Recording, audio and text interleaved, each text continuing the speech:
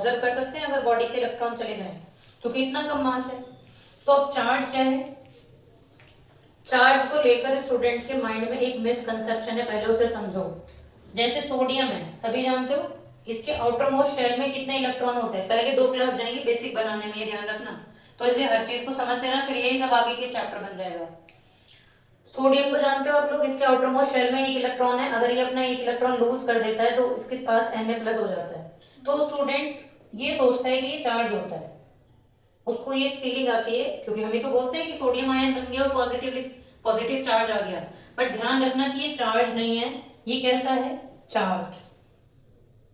Sodium कैसा हो गया? चार्ज्ड। दूसरा एग्जांपल समझो, जैसे क्लोरीन है 287, अगर ये 1 इलेक्ट्रॉन ले लेता है तो 288 हो गया, और स्टूडेंट को लगता है कि ये नेगेटिव चार्ज है। ये भी गलत है, अभी भी हम इसको क्या बोलेंगे कि ये चार्ज नहीं है, ये कैसा हो गया बेटा? चार्ज हो गया। There is a big difference between these two term, charge and charged. क्या डिफरेंस है?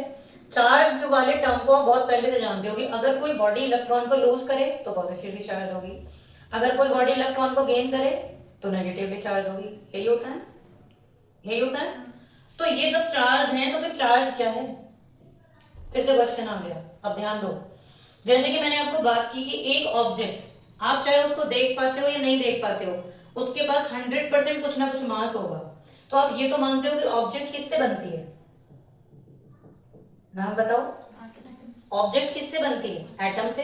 और हर एक एटम के अंदर एक न्यूक्लियस होता है, न्यूक्लियस में न्यूट्रॉन प्रोटॉन होते हैं और बाहर इलेक्ट्रॉन घूमते हैं, डिफरेंट शेल्स में इलेक्ट्रॉन चक्कर लगा रहे हैं, यही चार्ज है।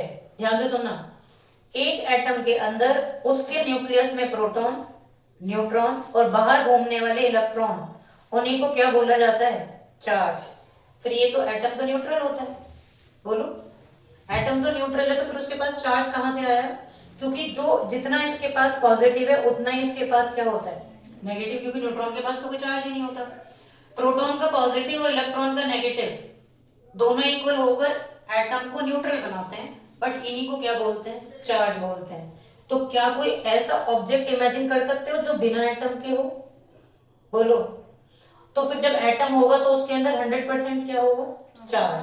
अब यहां से डेफिनेशन आ रही है, चार्ज क्या हुआ? एक बेसिक कैरेक्टरिस्टिक हो गई। चार्ज क्या हो गई बेटा?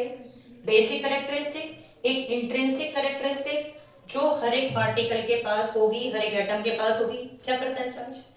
आपने देखा मास ने पूरे यूनिवर्स में अट्रैक्शन क्रिएट किया, तो इसी तरीके से तुम्हें याद रखना पड़ेगा कि चार्ज इलेक्ट्रिक फोर्स क्रिएट करता है।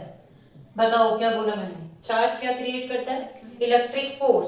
और इलेक्ट्रिक फोर्स वेरियस ऑब्जेक्ट्स में लगेगी, बस फर्क इतना होगा कि ये जो इलेक्ट्रिक फोर्स है इसकी 2 नेचर होंगी, अट्रैक्शन भी हो सकता है और रिपल्शन भी हो सकता है। ये डिपेंड करेगा चार्जेस की नेचर पर, जिससे रिलेटेड लॉ हम अभी पढ़ने वाले हैं, कूलम्स लॉ आगे आएगा।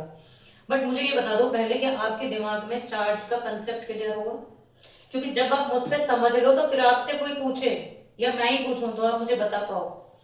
बुक से रटने वाली डेफिनेशन आपसे क्वेश्चन नहीं करवाएगी, एक भी क्वेश्चन नहीं होगा, क्योंकि सब क्वेश्चन में वही पॉइंट बेसिक लगेंगे, तो आप अच्छे से हैंडल कर लोगे अगर ये सब समझ लोगे। समराइज कर रही हूँ, चार्ज की डेफिनेशन आती है, मास से तो हम कनेक्ट कर रहे हैं बस, तो चार्ज क्या हुआ? कंप्लीट करो। बेसिक कैरेक्टरिस्टिक हो गई, इंट्रिंसिक प्रॉपर्टी हो गई, जिसकी वजह से वेरियस ऑब्जेक्ट्स के बीच में क्या लगता है बेटा? Electric force. क्या लगेगा? और इलेक्ट्रिक फोर्स के 2 नेचर हो सकते हैं, मे बी अट्रैक्शन और रिपल्शन। ये हमारी पहली पॉइंट कंप्लीट हो गई है कि चार्ज होता क्या है। अभी भी आपको लग रहा है? अब ये डिफरेंस समझ में आ गया कि चार्ज और चार्ज में क्या डिफरेंस है? चार्ज कब होगी ऑब्जेक्ट? जब वो इलेक्ट्रॉन को ले देगी, या तो गेन कर लेगी या तो लूज कर लेगी। और चार्ज क्या होगा? ये एक न्यूट्रल बॉडी के पास भी हो सकता है।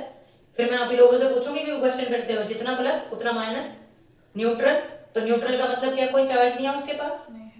है, लेकिन दोनों चार्जेस कैसे होंगे? And opposite, right? तो ये वाली लाइन हम लिखेंगे।